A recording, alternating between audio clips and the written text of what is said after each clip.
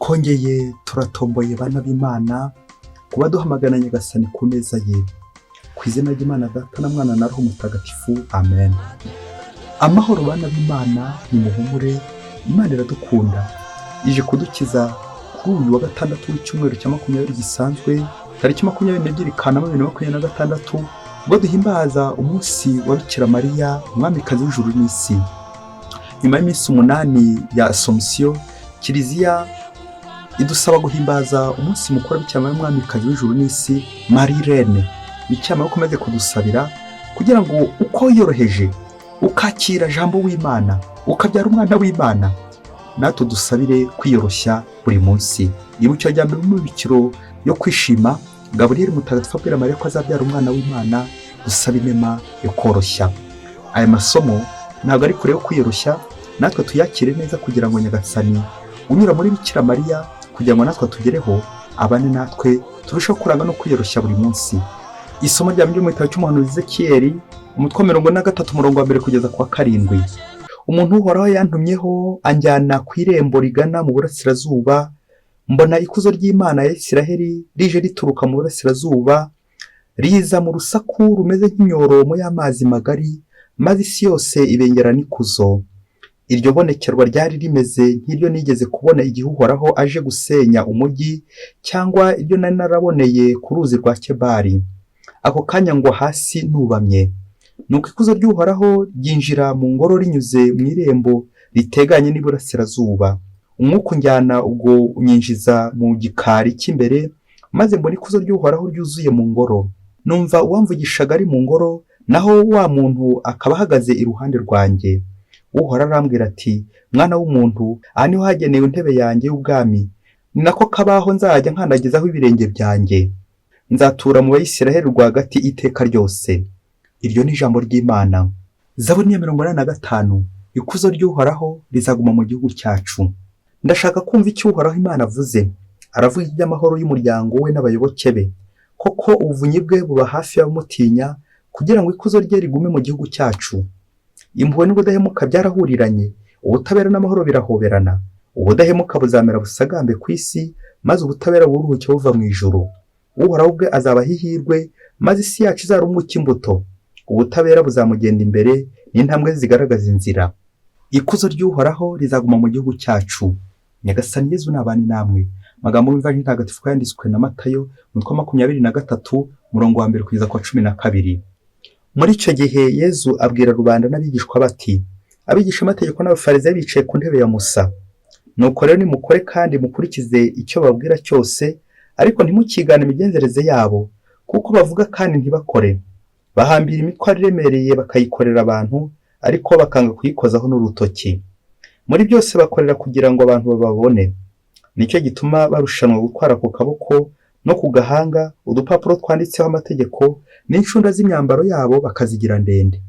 Bakunda ibyicaro bya mbere aho batumiwe, n'intebe za mbere mu masengero, bagakunda kuramukizwa ku karubanda no kumva abantu babita mwigisha. Mwebweho ntimugatume babita mwigisha, kuko umwigisha wanyu ari umwe gusa, mwe mukaba abavandimwe. Ku isi ntimukagire umwita umubyeyi wanyu, kuko mufite umubyeyi umwe gusa, Imana Data uri mu ijuru. Ntimukemere ko babita abayobozi, kuko mufite umuyobozi umwe gusa, ari we Kristo. Umukuru muri mwe azaba umugaragu wanyu. Uzikuza wese azacishwa bugufi, naho uzicisha bugufi azakuzwa. Iyo ni Ivanjili ntagatifu. Bayoboke b'Imana, nimugire amahoro. Aha tugeze ni kuri buri munsi. Fungura buri munsi, ufungure buri munsi, wibuke kandi gufungura abandi buri munsi, ijambo ry'Imana buri munsi, ineza y'Imana buri munsi. Buri munsi Nyagasani hari icyo yaguteguriye, hari ijambo yaguteguriye. Ujye uryumva rero, uvuga uti ko biri kose ndaza kugendera kuri uyu munsi wose. Buri wese yagombye kugira ijambo agenderaho buri munsi, riza kumuyobora, rigatuma aza gusoza umunsi neza uko Imana iba yamugeneye. Buri munsi Nyagasani afite icyo yifuza gukongerera utaruzi. Buri munsi Nyagasani yongera gukwibutsa, kuko burya kwibutsa abantu twebwe turibagirwa. Nyagasani yongera kuza agatwibutsa, agatubwira ati, ibi uri gukora sibyo, ibi uri gukora nibyo. Mperutse kujya ahantu ku murongo, bishoboke ko hari muri banke, noneho ngezeyo nsanga umurongo ari muremure cyane w'abantu bagomba kugenda binjira. Noneho mbona hari ibyo nasize kuri paruwase abantu bagombaga kwakira, nibaza uko nza kugaruka inyuma vuba ngo nongere mbakire, kandi umurongo wari muremure. Ako kanya hari Kigingi na kumusekirite, nibaza uburyo nza kumusaba uburenganzira kugira ngo nze gutambuka.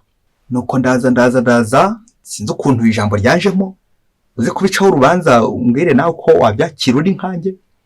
Nuko ndamuhamagara nti afande, wamfashije ngatambuka vuba kugira ngo nkomeze izindi nshingano nari mfite. Wa musekirite nawe ko Kigingi yumvise ako kazina mwise afande, ubundi n'akazina k'abapolisi bakomeye nabo mu nzego zo hejuru. Afande nyine umuntu ukomeye cyane, n'urwego rukomeye iyo hirya ruguru. Wa musekirite nawe kwa Kigingi yumvise koko muzamuye mu ntera, yahise antambutsa anshyira imbere ati ni wowe uhakurikira. Ubwo ntambutse ngiye imbere, serivisi barayimpa bikomeye cyane kubera rya jambo navuze nti afande komera afande, uramfasha iki? Nyuma nakomeje kubitekerezaho, ya serivisi nahawe niki cyatumye bampa ya serivisi bakanshyira ku murongo w'imbere kugira ngo nihute. Nuko byabaye ngombwa ko mbeshya bya bindi nyine byo kwikuza. Birangira nshatse kujya imbere, kandi koko niko byabaye. Nuriya musekirite nawe naje kumutekerezaho, nsange cyatumye afasha akanshyira imbere. Yumvise iki? Yumvise izina namuhaye sombye kure, rirenze kuri ubushobozi bwe. Yumva atakwihanganira guta icyo cyubahiro hasi, maze aranzamura agirira iryo zina namwise afande komera. Aho niho nshaka kuza gutsindagira cyane uyu munsi hamwe n'amasomo y'uno munsi. Ikibazo cy'icyubahiro muri iyi si. Abantu benshi dukunze kwitaranya inshinga gutinya ndetse no kubaha. Aho gutinya akenshi haba harimo igitutu, gukorera ku bwoba, ukagenda wibombaritse, ukita umuntu amazina atarakwiye kubera iki? Ubwoba, gutinya. Ariko kubaha byaratwihishe, ikinyabupfura cyaratwihishe. Nuko aho kugira ngo twubahe umuntu turamutinya gusa, nawe uze gukora umwitozo, abayobozi bawe urabatinya cyangwa urabubaha. Twataye igitinyiro cy'Imana, twataye icyubahiro cy'Imana, ikuzo ry'Imana twararitaye. Aya masomo araza kugaruka ku mugenzo bita kwiyoroshya, l'humilité, aho tuza kubona ko l'humilité idatana na l'humiliation. Kwiyoroshya ntibigira bitana n'igisebo. Iyo ngiza kwemera ngaseba, nashobora no kuba uwanyuma, ariko ndahanitse ibiciro. Afande yanze guseba akomeza kungwanaho kugira ngo asigasire cya cyubahiro. Tekeza nawe umuntu akwisa afande bitari byo, wabigenza ute? Kubiko si cyo cyubahiro nawe tuza kugita. Turaza kubona ko amakuzo y'ino si agira gutya gapfundikira kwa kwiyoroshya, kandi ari umugenzi Imana itambukamo. Mu gihe Imana itambuka mu mugenzo wo kwiyoroshya ije gukiza abantu, Shitani nayo itambuka mu mugenzo wo kwikuza ije kwica abantu. Mu mugenzo wo kwiyoroshya tuzamuka tujya mu ijuru, naho mu mugenzo wo kwikuza tumanuka tujya kuzimu. Ongera utekereze igihe cyose umara ikuzimu, ongera utekereze igihe cyose nanone nanjye kuvuga umara mu ijuru. Uraza gusanga isomo reza kurangira watsinzwe kimwe nanjye, nkuko nanjye aho naratsinzwe rwose. Nashatse kwibera no kwishyira imbere ngo kandi ngo niyoroheje da. Turaza gusanga twese abantu benshi twatsinzwe kubera ko dukunze gushaka amarongo hano ku isi, ariko atari Imana ishaka. Uyu munsi no kwiyoroshya, uyu munsi no kwishisha bugufi imbere y'Imana. Isomo rya mbere rirongera twibutse aho Imana iherereye, mu muryango wayo rwagati. Nzaba mu Isiraheli rwagati muri bo. Imana kandi yemera kujya mu banyabyaha, yemera kwifatanya nanjye nawe twego turi abanyabyaha. Iyo Mana ni ikwiye gukuzwa. Ni nayo rero muri mbya Zaburi no munsi agira ati ikuzo ry'Uhoraho rizaguma mu gihugu cyacu. Amen, amen, amen. Imana yiyoroshye ikamanuka ikajya hasi, iyo niyo Mana. Twega abantu turizamura tukajya hejuru, tukishyira hejuru, iyo niyo Shitani. Iri somo n'iyi Zaburi bije biganisha ku Evanjiri no munsi, aho Nyagasani yongera gutwibutsa ko ari we ukwicyubahiro n'ikuzo ko nyine. Abandi bose ni ukumwigana tugenda dukora. Hari amazina atatu atambutse muri Novanjiri, titre, de titre kinuti, amatitre ashobora gutwica igihe twashatse kuyikubira kandi arayimana. Akenshi muri Kiliziya Gatolika bakunze gushinja abantu ati mufite amazina y'ibyubahiro, ba nyir'ubutungane, ba mwigisha, ba musenyeri. Ayo mazina koko ntimwumva ko na Bibiliya iri kugenda igira icyo yavugaho? Nta kindi kibikurikira, ni amazina y'Imana yose ko ari atatu: mwigisha, muvyeyi na muyobozi. Ana amazina y'Imana. Ariko kwiyitirirwa jusque là ça va, nta kibazo kirimo. Ni ukugira ngo twigane Imana yo natwe iduha ububasha ndetse n'ubushobozi, tukagira natwe uruhare kuri amazina yayo, tugira ngo dukore icyo Imana ishaka. Atari ukwitwa nk'icyubahiro ngo batwubahe bajye batubona biruke, ahubwo ari ukugira ngo tubegereze Imana. Monseigneur, nyir'icyubahiro. Iryo zina rya mbere Monseigneur, mwigisha, nyir'icyubahiro dukunze gukoresha, niri kwibutsa ko abayobozi ba Kiliziya bahamagariwe gukora nk'icyo Imana ikora, kwigisha. Ubuzima bwabo bukaba ari isomo ryigisha abo bayobora. Dusuhuje ba Monseigneur hagati aho ngaho, dusuhuje abo bose bigisha. Ese mubikora nk'uko Imana ibikora, mwigana Imana? Igihe cyose utabikora nk'uko Imana yabishatse, icyo gihe nawe uri umunyacyubahiro nk'abandi bose. Titre, ako gatitre no kukitondera. Izina rya kabiri ni umubyeyi. Kuri iyi si Imana niyo tugomba kwita umubyeyi yonyine. Tuzi ko Imana iyo ubushobozi n'ububasha abantu bakuru, ati namwe mu babyeyi. Umubyeyi ni umuntu urera. Natwe tugira uruhare kuri iryo zina ry'Imana igihe turera, igihe dukuza, igihe hari abantu turi kwitaho. Igihe rero wabicuritse ugashaka kwitwa umubyeyi gusa, kandi uri kurya abana, kandi uri kwica abana, uri umubyeyi gito. Iryo zina ntukwiye kuryitwa. Izina rya gatatu ni izina muyobozi. Abantu benshi turicurika tugashaka ko ubuyobozi bwacu ari ugukandagira abandi, gukandagira ku mirambo y'abo uyoboye. Kuyobora ni ukuyobora ku Mana. Iyo rero wabaye umuyobozi ukayobora kwa Sekibi, uba uri umuyobe. Utayobora arayobya. Uze gutekereza kuri amazina y'Imana abantu benshi twagiye twiyitirira, tutaniswe n'Imana. Hanyuma se birangira uyafata nko gutinya Imana cyangwa uyafata nko kubaha Imana? Amazina aratureba kuko muri ino si turayakoresha, ariko bamwe tuyakoresha nabi, abandi byakayiza tukayakoresha neza, twibuka ko Imana ariyo nyir'icyubahiro, Imana niyo nyir'ubutungane, Imana niyo mubyeyi, Imana niyo muyobozi wacu. Ariko natwe nk'abana bayo, dore ko Imana atari kivejuru, Imana ikorera mu bantu, natwagombye gukora kuri ayo mazina, participation, tuyobora bagenzi bacu ku Mana, turera bagenzi bacu uburere bwiza baganisha ku Mana, ndetse tunabigisha ivanjiri, tubigisha inkuru nziza, tubigisha kuyoboka inzira y'umukiro, inzira y'Imana. Wasanga nanjye naratangiye kwitirira amazina, ngatangira gukora ibidakwiye, ngatangira kugenda nabi, nitwaje icyo ndicyo, ngatsikamira abandi nitwaje uwondiwe, kaza kurangira mbuze umugisha w'Imana. Ese nyuma y'ibi byose uriyoroshya cyangwa urikuza? Amazina y'icyubahiro ufite, titre honorifique, ayo mazina ntiyakingirije icyubahiro cy'Imana? Ubyibazaho, nanjye ndacyari kubyibazaho. Mubyeyi, niba uri umurezi, niba uri umwarimu, niba uri umubyeyi, niba uri umuyobozi, iyi nkuru ngiye kukubwira uyumvane ubushishozi.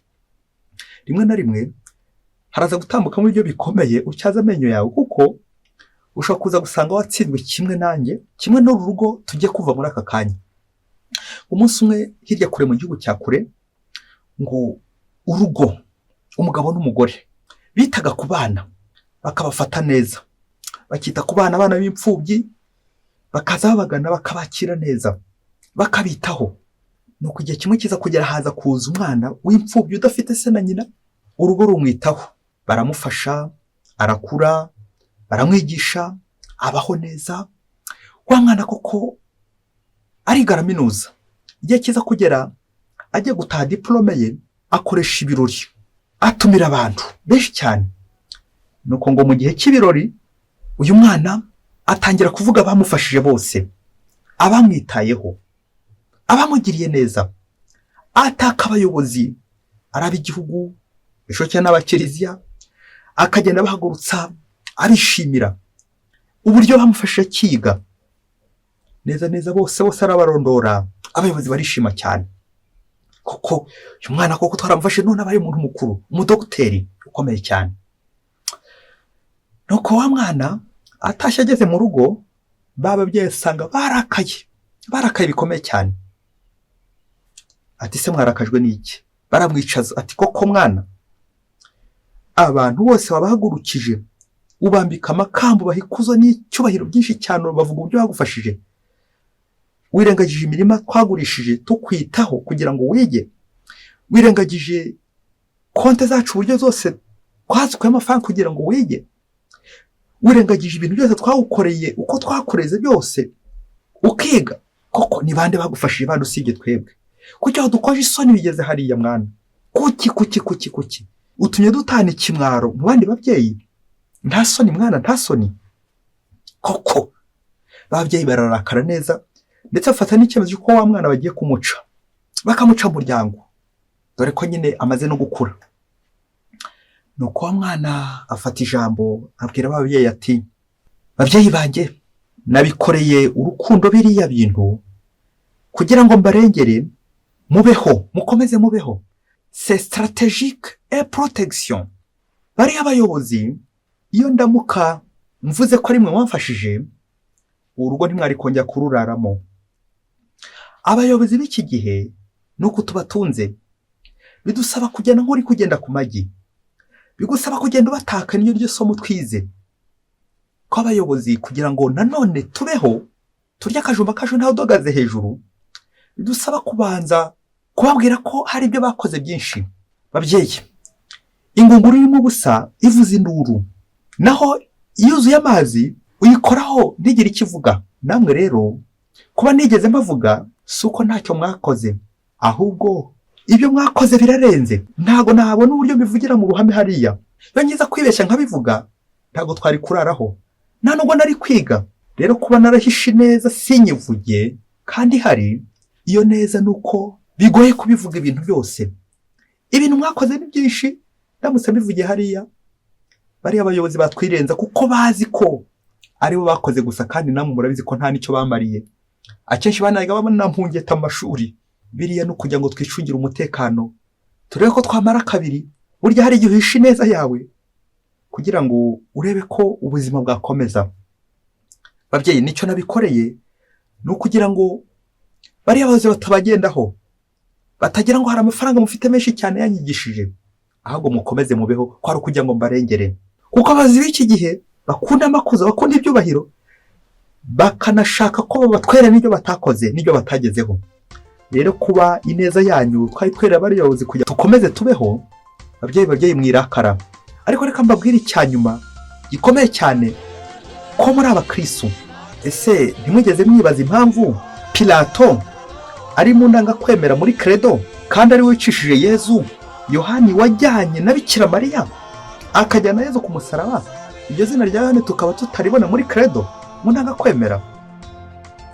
Nta kindi nuko nyine Pilato amanitsemo nyine nk'umugira nabi, nk'umugome. Yohani wari yihishemo imbere, kandi niwe wageranye na Yezu ku musaraba, atwara n'umubyeyi Bikira Mariya. Rero babyeyi banjye, nimukomere. Ntago ari ngombwa kubamanika ku itangazo ko mwakoze neza, si ngombwa, kuko ibyo mwakoze ubwabyo birivugira. Niho bingejeje.